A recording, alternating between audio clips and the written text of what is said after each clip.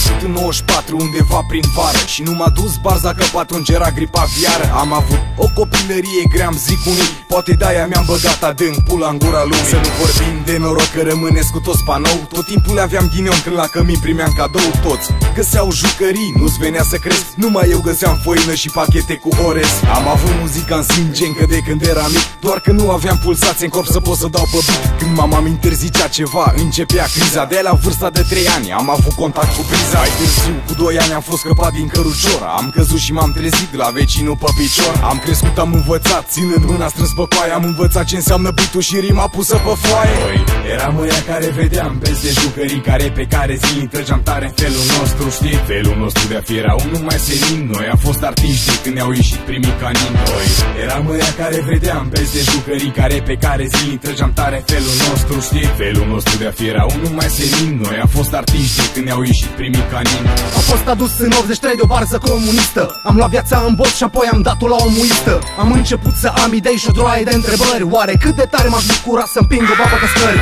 Am vibrat pe primul beat venit din partea rapului. Am scuipat un pop în gură în ziua botezului. M-am născut rac, melancolic cu tupeu. Inundam apartamentul să mă simt în mediul meu. Cei 7 ani de acasă i-am făcut acasă.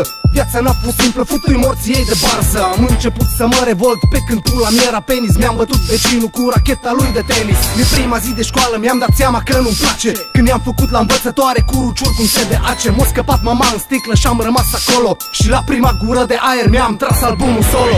Eram ăia care vedeam peste jucării, care pe care zilnic trăgeam tare în felul nostru, știi? Felul nostru de a fi era unul mai senin. Noi am fost artiști de când ne-au ieșit primii canini.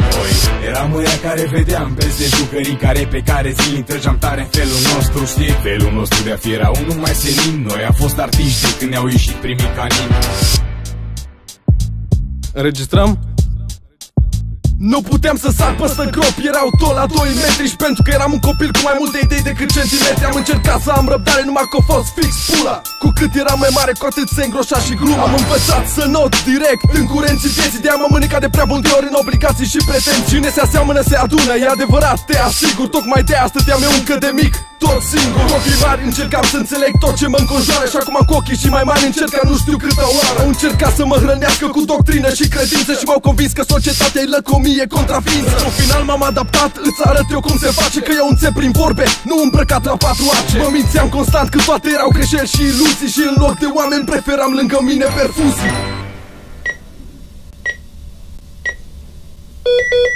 Noi eram ăia care vedeam peste jucării, care pe care zilnic trăgeam tare felul nostru, știi? Felul nostru de a fi era unul mai senin. Noi am fost artiști de când ne-au ieșit primii canini. Noi eram ăia care vedeam peste jucării, care pe care zilnic trăgeam tare felul nostru, știi? Felul nostru de a fi era unul mai senin. Noi am fost artiști de când ne-au ieșit primii canini. Noi eram ăia care vedeam peste jucării, care pe care zilnic trăgeam tare felul nostru, știi? Felul nostru de a fi era unul mai senin. Noi am fost artiști de când ne-au ieșit primii canini. Noi eram ăia care vedeam peste jucării, care pe care zilnic trăgeam tare felul nostru, știi? Felul nostru de a fi era unul mai senin. Noi am fost artiști de când ne-au ieșit primii canini. Noi